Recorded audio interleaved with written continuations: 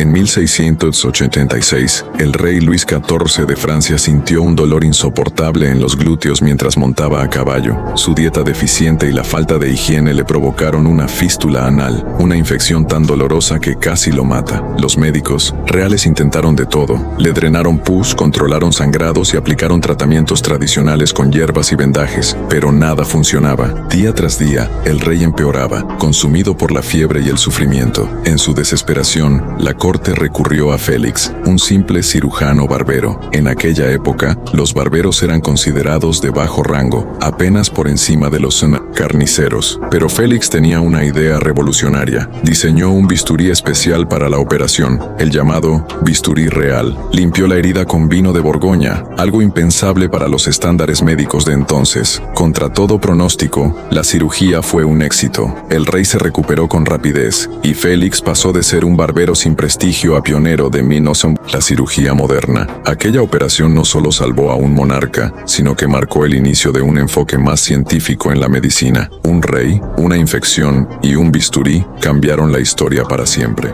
Tras la exitosa operación, el impacto fue inmediato. La noticia del barbero que salvó al rey Sol se esparció por toda Europa. Los médicos de la corte, humillados por haber sido superados por un simple cirujano sin formación académica, intentaron minimizar su logro. Pero era inútil. Félix de Tassy, ahora reconocido como el Maître Chirurgien du Roi, fue elevado al rango de nobleza y recibió una pensión vitalicia. Su bisturí especial se convirtió en una reliquia médica, símbolo de innovación en tiempos de oscuridad. La intervención también provocó un giro inesperado en la medicina francesa. Hasta entonces, la cirugía era considerada un oficio sucio, relegado a barberos y carniceros, pero tras este evento, comenzó a valorarse como una disciplina digna de estudio y precisión. Se fundaron academias quirúrgicas, y la anatomía humana dejó de ser un tabú para convertirse en objeto de análisis y enseñanza. Luis XIV, agradecido, ordenó que su cirugía fuera documentada con detalle. Este informe se convirtió en material de estudio en escuelas médicas del siglo XVIII, sembrando las semillas de la cirugía moderna. Lo que empezó como un dolor vergonzoso en las nalgas del rey, terminó cambiando el rumbo de la medicina europea para siempre. El legado de aquella operación no se quedó solo en los muros del Palacio de Versalles. Gracias a la valentía de 1900, Félix y la desesperación de un rey, el arte de la cirugía entró en una nueva era. Ya no se trataba solo de rezos, sangrías y supersticiones. La medicina empezaba a caminar hacia la ciencia. En los años que siguieron se impulsaron nuevas técnicas quirúrgicas, se mejoraron los instrumentos. La antisepsia, aunque aún lejana, empezó a vislumbrarse en prácticas como la limpieza con vino, que inspiró futuras teorías sobre la desinfección. Los jóvenes aprendices ya no querían ser solo médicos de salón, sino cirujanos prácticos como Félix, capaces de salvar vidas con sus manos. Pero el cambio más profundo fue simbólico. El cuerpo del rey, sagrado, intocable, había sido abierto, operado y sanado. Esa ruptura con el dogma permitió que la medicina se acercara al pueblo. Si el rey podía ser cortado con un bisturí, cualquiera podía hacerlo. La cirugía dejó de ser un acto de desesperación para convertirse, poco a poco, en un acto de esperanza. Todo por una infección, un hombre común y un bisturí que hizo historia. Años después, mientras Luis XIV envejecía en su palacio, Félix seguía operando. Su fama trascendía fronteras. Lo consultaban nobles de toda Europa y hasta médicos formados en universidades viajaban para aprender de él. Aunque seguía siendo llamado barbero por algunos con desprecio, su bisturí era más respetado que cualquier diploma. Félix no se limitó a una sola hazaña. Fundó una pequeña escuela informal donde entrenaba a jóvenes cirujanos con lo que él llamaba la ciencia de las manos. Allí enseñaba lo que ningún libro podía transmitir: cómo cortar con precisión, cómo leer el cuerpo con los dedos, cómo mantener la calma cuando la vida pendía de una incisión. Su mayor lección era simple: no basta con conocimiento, hace falta coraje. El bisturí que usó para operar al rey fue guardado como un tesoro. Décadas más tarde, sería expuesto en el Museo de la Academia de Cirugía de París. Muchos lo verían como el inicio simbólico de la cirugía moderna en Francia. Y aunque la historia oficial prefería hablar de reyes y doctores ilustres, en los pasillos de las escuelas de medicina se contaba la historia de Félix, el barbero que desafió al destino con una hoja de acero y un poco de vino. Ese día de 1686 no solo salvó a un rey, dio inicio a una revolución silenciosa, la de los cuerpos abiertos con ciencia, con manos limpias y con la esperanza de que el conocimiento, por humilde que sea, puede cambiar el curso de la historia. Con el tiempo, el legado de Félix inspiró una nueva generación de cirujanos que ya no veían su labor como un oficio vergonzante, sino como una vocación noble. En 1731, apenas unas décadas después de su histórica operación, se fundó oficialmente la Académie Royale de Chirurgie en París. Por primera vez, la cirugía fue reconocida como una ciencia propia, separada de la medicina teórica y libre del estigma social que la había perseguido durante siglos. Los estudiantes de esta academia aprendían anatomía, técnicas operatorias y principios rudimentarios de higiene. El bisturí ya no era solo herramienta del barbero, se transformó en símbolo de precisión, estudio y avance. La historia de Félix, aunque omitida en muchos textos oficiales, se contaba como una leyenda entre los aprendices, no por romanticismo, sino porque demostraba que la observación, la creatividad y la valentía podían lograr lo que ni el linaje ni el título garantizaban. Mientras tanto, en otros países se imitaba el modelo francés. Inglaterra, Alemania, Italia, todos comenzaron a elevar la cirugía al rango que merecía. Se abrieron salas anatómicas, se realizaron disecciones públicas y, poco a poco, se fue entendiendo la necesidad de limpiar los instrumentos, de lavar las manos, de evitar la infección. Ideas que hoy parecen básicas nacieron de siglos de ensayo, error y sí, desesperación. Y todo, en parte, gracias a un rey que no podía sentarse sin gritar de dolor y a un barbero que se atrevió a cortar donde nadie más se atrevía. Lo que comenzó como una cirugía improvisada en los aposentos reales se convirtió en un referente histórico. El bisturí de Félix fue estudiado, replicado y, más tarde, mejorado por generaciones de cirujanos que jamás lo conocieron, pero que seguían su trazo invisible en cada incisión. Cuando en el siglo XIX, Joseph Lister introdujo la antisepsia con ácido carbólico y revolucionó la cirugía al reducir drásticamente las infecciones, sus ideas no surgieron en el vacío, eran la culminación de una larga cadena de avances, muchos de ellos nacidos no en laboratorios, sino en momentos de urgencia, frente a cuerpos reales, con herramientas rudimentarias y valentía como único recurso. Incluso hoy, en quirófanos modernos con tecnología robótica y técnicas láser, la esencia de lo que hizo Félix persiste: observar con humildad,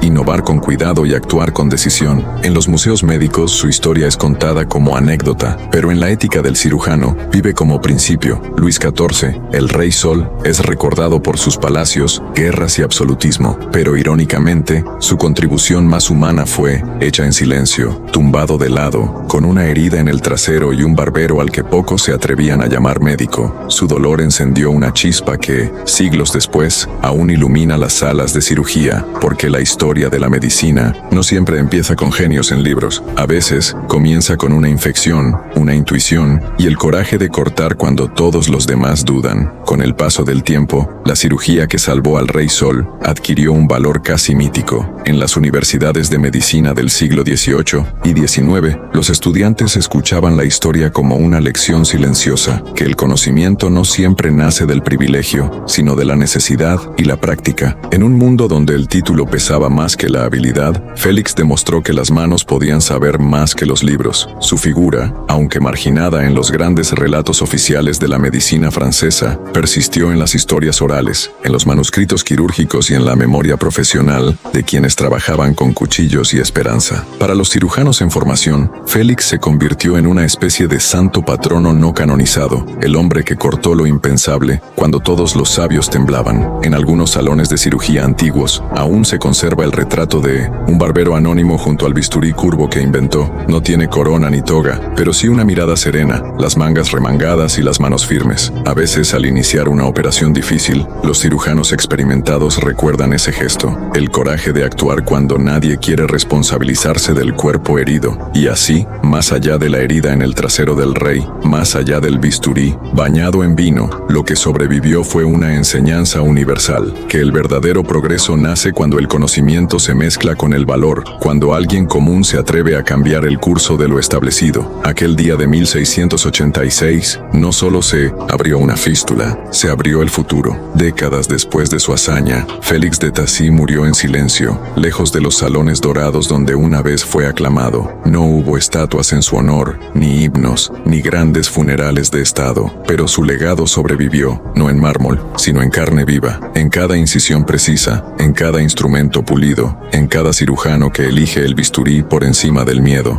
La medicina, empujada por aquella cirugía improbable, se convirtió lentamente en una ciencia moderna. Las universidades empezaron a aceptar que las manos eran tan importantes como las ideas, y sin saberlo, aquel barbero había iniciado una revolución sin pólvora, una revolución de cuerpos abiertos, de conocimiento empírico, de humanidad enfrentando sus límites con valentía. En algún rincón olvidado de la antigua corte, aún se conserva el bisturí original. Está oxidado, torcido, apenas reconocible, pero quienes lo han visto de cerca dicen que bajo cierta luz, aún brilla con el reflejo de algo más grande, la voluntad de cambiar lo inevitable, y cuentan, aunque pocos se atreven a repetirlo en voz alta, que entre los papeles personales de Félix se encontró un cuaderno, lleno de esquemas y técnicas jamás vistas, técnicas imposibles, adelantadas siglos a su tiempo. El cuaderno desapareció poco después de su muerte, y nadie, hasta hoy, ha vuelto a verlo. Síguenos para más historias como esta.